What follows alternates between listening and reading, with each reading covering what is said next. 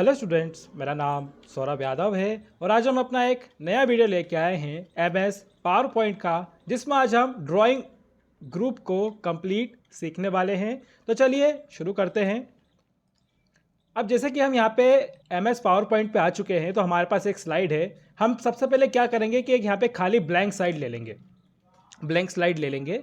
अब इसके बाद हम यहाँ पे सबसे पहले जो यहाँ पे हमने शेप देखे थे, आपने पिछले अगर मेरे वीडियोस देखे होंगे जिसमें मैंने शेप को अच्छे से एकदम एक्सप्लेन किया है कि अगर आपको इसमें कलर वगैरह करना हो, अगर किसी भी आउटलाइन में ड्राइंग करनी हो तो वो किस तरीके से करते हैं, वो सब चीज़ें मैंने बताई हैं।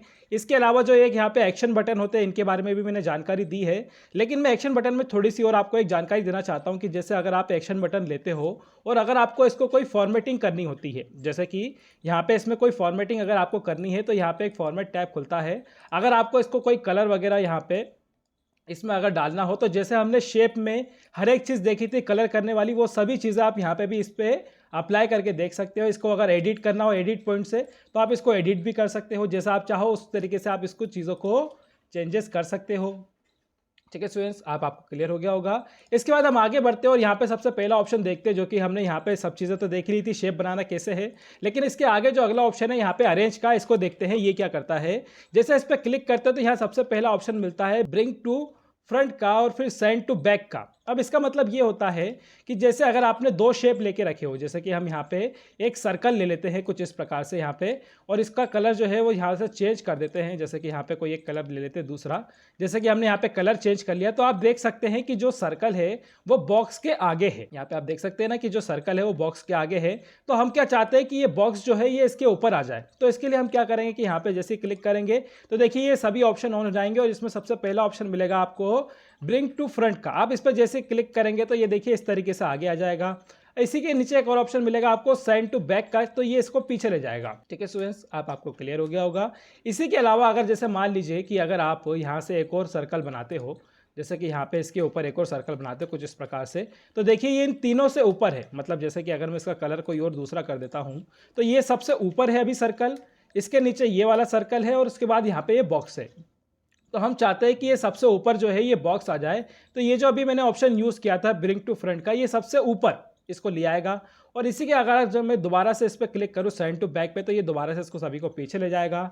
लेकिन इसी के नीचे दो और ऑप्शन मिलते हैं ब्रिंग फॉरवर्ड का। ब्रिंग फॉरवर्ड का मतलब ये है कि अगर आप एक एक करके, जैसे कि आप मान लीजिए कि आपको ये बॉक्स को इन दोनों जो ये शेप सर्कल है इन दोनों के बीच में रखना हो, तो आप इस पर क्लिक करेंगे तो देखिए इस तरीके से ये बीच में आ जाएगा, इन दोनों के बीच में। अगर आप चाहते हो ये एकदम आगे आ जाए तो इस तरीके से आगे ला सकते हो। यही अगर आपको इसको पीछे लेके जाना है तो यहाँ लिखा है सेंड टू बैकवर्ड का, इस पर आप क्लिक करेंगे तो ये इस तरीके से पीछे चला जाएगा। ठीक है स्टूडेंट्स, आपको क्लियर हो गया होगा। इसी के बाद हम यहाँ पे क्या करते हैं कि जैसे इस सर्कल को डिलीट कर लेते हैं और यहाँ पे इसको ऐसे रख लेते हैं और अगला ऑप्शन देखते हैं जो हमारा दिया है ग्रुप का।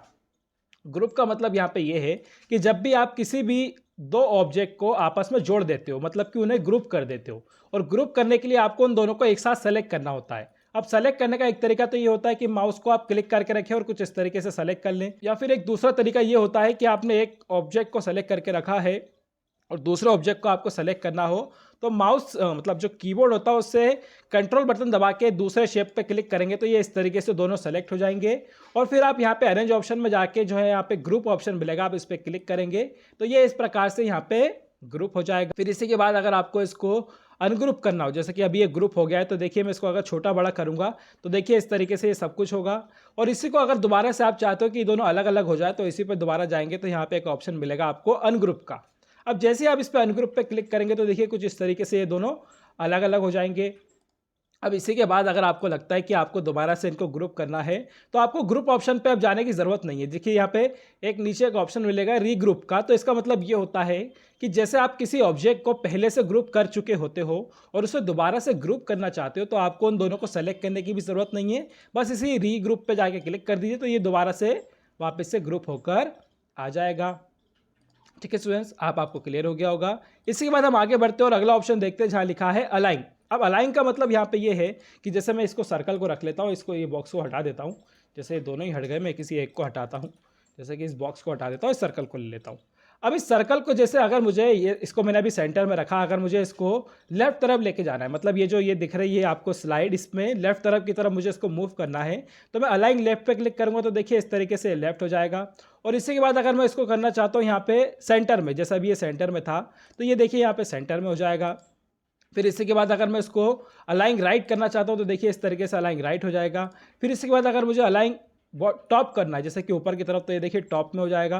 फिर इसके बाद अगर मुझे इसे दोबारा से बॉटम में लेके जाना है, मतलब मिडल पे लेके जाना है, तो ये मिडल में आ जाएगा। और इसी तरीके से अगर मुझे इसे बॉटम में लेके जाना हो तो यहाँ पे देखिए बॉटम ऑप्शन है, इस तरीके से ये बॉटम में आ जाएगा। फिर इसी पे दोबारा जाएंगे तो यहाँ एक ऑप्शन मिलेगा यहाँ पे डिस्ट्रीब्यूट हॉरिजॉन्टल का।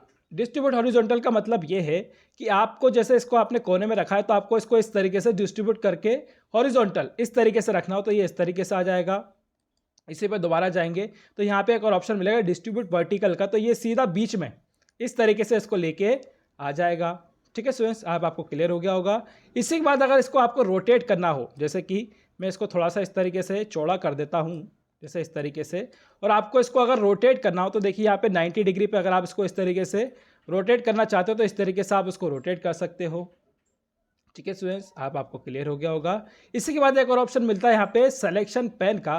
सिलेक्शन पेन का मतलब ये होता है कि जब आप कोई भी ऑब्जेक्ट लेते हो तो उसे आप शो एंड हाइड कर सकते हो। मतलब क्या है कि जैसे अगर मैं यहाँ पे एक बॉक्स लेता हूँ तो अगर मुझे लगता है कि इस बॉक्स की मुझे थोड़ी देर बाद ज़रूरत पड़ेगी तो मैं इसको डिलीट कर सकता हूँ और दोबारा यहाँ से ले सकता हूँ। तो यही काम आपको डिलीट करने का करना नहीं है, बस आप यहाँ पे जाइए, सिलेक्शन पेन ले लीजिए और यहाँ पे देखिए आपके दोनों ऑब्जेक्ट दिख रहे हैं। आपको इनकी ज़रूरत नहीं है तो अभी थोड़े टाइम के लिए इनको हाइड कर दीजिए। जब भी आपको लगता है कि जो हमने लिखने वाला काम करना था या कोई भी अगर इस स्लाइड पे काम करना था उसके बाद उन दोनों शेप्स को दोबारा लाना था तो इस पे दोबारा जाइए, सिलेक्शन पेन पे दोबारा जाइए, तो देखिए यहाँ पे ये रखे रहेंगे। शो पे जैसे आप क्लिक करोगे तो ये इस तरीके से यहाँ पे बने हुए आ जाएंगे। ठीक है स्टूडेंट्स, आपको क्लियर हो गया होगा। तो चलिए आगे बढ़ते हैं और अगला ऑप्शन देखते हैं जहाँ पे लिखा है क्विक स्टाइल का। अब इस पे जैसे क्लिक करते हैं तो यहाँ पे हमारे पास अलग अलग प्रकार के स्टाइल आते हैं। जैसे कि यहाँ पे ये बॉक्स है, इस पे अलग अलग प्रकार के अगर मुझे कलर करने हैं तो यहाँ पे इस पर क्लिक करूँगा तो यहाँ पे देखिए बहुत से अलग अलग प्रकार के यहाँ पे आपको कलर के डिज़ाइन मिल जाएंगे। जो भी आपको इस पर लगाना हो वो यहाँ इस तरीके से लगा सकते हो। तो चलिए आगे बढ़ते हैं और अगला ऑप्शन देखते हैं जो कि यहाँ पे हमारा दिया है शेप फिल। अब शेप फिल ऑप्शन में पहले ही आपको अगले पिछले वीडियो में बता चुका हूँ कि यहाँ पे जब हम यहाँ पे ये देख रहे थे, यहाँ पे सभी शेप्स को बनाने का, एडिट करने का, टेक्स्ट बॉक्स का, उसके अलावा यहाँ पे दिख रहा है शेप स्टाइल, यहाँ पे मैंने आपको शेप फिल ऑप्शन भी बताया था और शेप आउटलाइन ऑप्शन भी बताया था। लेकिन यहाँ पे एक और ऑप्शन था शेप इफेक्ट, ये मैंने आपको नहीं बताया था, तो मैं ये अभी आपको बता देता हूँ। जैसे कि हम होम पे जाएंगे तो ये ऑप्शन आपको यहाँ भी मिल जाएगा। शेप इफेक्ट का मतलब ये होता है कि अगर आपको किसी भी शेप पर कोई अलग अलग इफेक्ट डालने हो, जैसे कि यहाँ पे लिखा है प्रीसेट्स, जैसे ही हम इस पर क्लिक करेंगे तो देखिए अलग अलग प्रकार के यहाँ पे प्रीसेट्स बने आ जाएंगे। जैसे देखिए आप देख सकते हैं इस तरीके से अलग अलग बने आ रहा है। इसी के अलावा यहाँ पे एक शेडो ऑप्शन है, यहाँ पे अगर आपको शेडो वगैरह डालनी हो तो आप शेडो डाल सकते हो। इसी के अलावा अगर रिफ्लेक्शन, जैसे कि आप किसी को जो शेप है उसी का एक उल्टा रूप अगर दिखाना चाहते हो तो उसे रिफ्लेक्शन कहते हैं। देखिए इस तरीके से ये दिखाई देता है। इसी के अलावा अगर आप इसको ग्लो करना चाहते हो, इसका जो बैकग्राउंड होता है उसमें इस तरीके से ब्राइटनेस लगाना चाहते हो तो इस तरीके से ब्राइटनेस लगा सकते हो। या फिर सॉफ्ट एजेस, अगर आपके जो ये शेप है इसके जो कोने हैं उनको हल्का करना हो तो आप इस पर क्लिक करके इसके ये इस तरीके से सॉफ्ट एजेस कर सकते हो। या फिर बेविल, बेविल में आप क्या कर सकते हो कि यहाँ पे अलग अलग प्रकार के इसके पैटर्न्स बने होते हैं, इस तरीके से आप इस पर ये बेविल वाला स्टाइल डाल सकते हो। इसके अलावा यहाँ पे एक 3D रोटेशन होता है कि आप इसको अगर रोटेट करना चाहते हो तो इस तरीके से देखिए इसको 3D तरीके से रोटेट कर सकते हो। ठीक है स्टूडेंट्स, आपको क्लियर हो गया होगा कि ये जो शेप है आप इसमें किसी अलग अलग प्रकार से एडिटिंग कर सकते हो। तो चलिए आगे बढ़ते हैं और अगला ऑप्शन देख लेते हैं यहाँ पे। अब इसके लिए हम इसको पहले डिलीट कर लेते हैं और यहाँ पे एक ऑप्शन दिया है फाइंड का।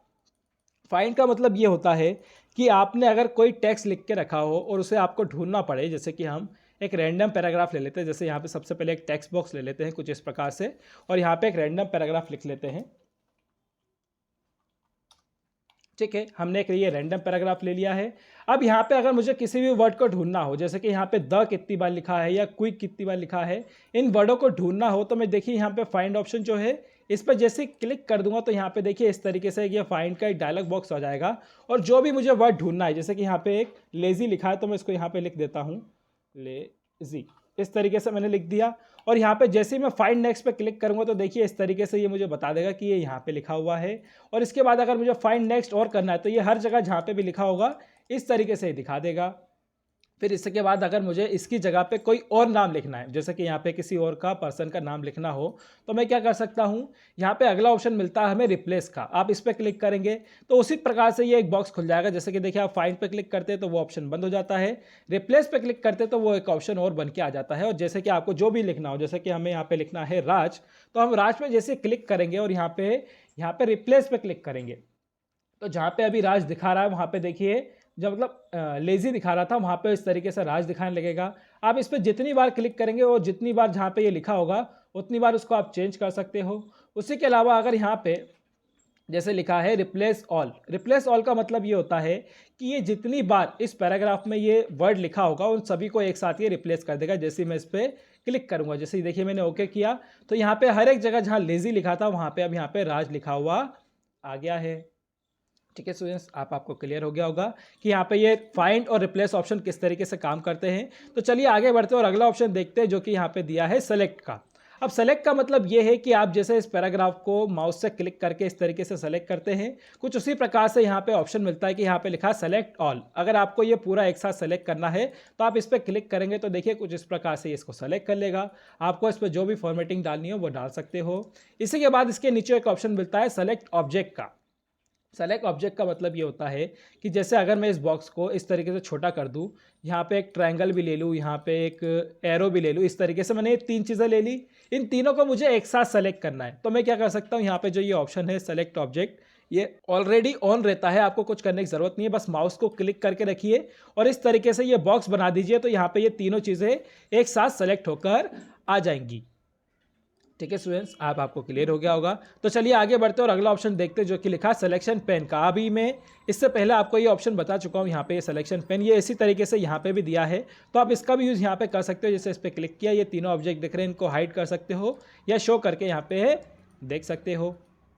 ठीक है स्टूडेंट्स, आपको क्लियर हो गया होगा ये किस तरीके से अगर आपको यहाँ पे जो शेप ऑप्शन है, ड्राइंग ग्रुप ऑप्शन है, ये किस तरीके से काम में लाना है। इसके अलावा मैं एक और वीडियो बनाऊंगा जिसमें मैं इसके 2-3 डिज़ाइन बना के आपको दिखाऊंगा कि अगर आपको यहाँ पे शेप्स में अलग अलग प्रकार के अगर डिज़ाइन बनाने हो तो वो किस तरीके से बनाते हैं। ठीक है स्टूडेंट्स, आपको क्लियर हो गया होगा। तो चलिए मिलते हैं अगले वीडियो में स्टूडेंट्स।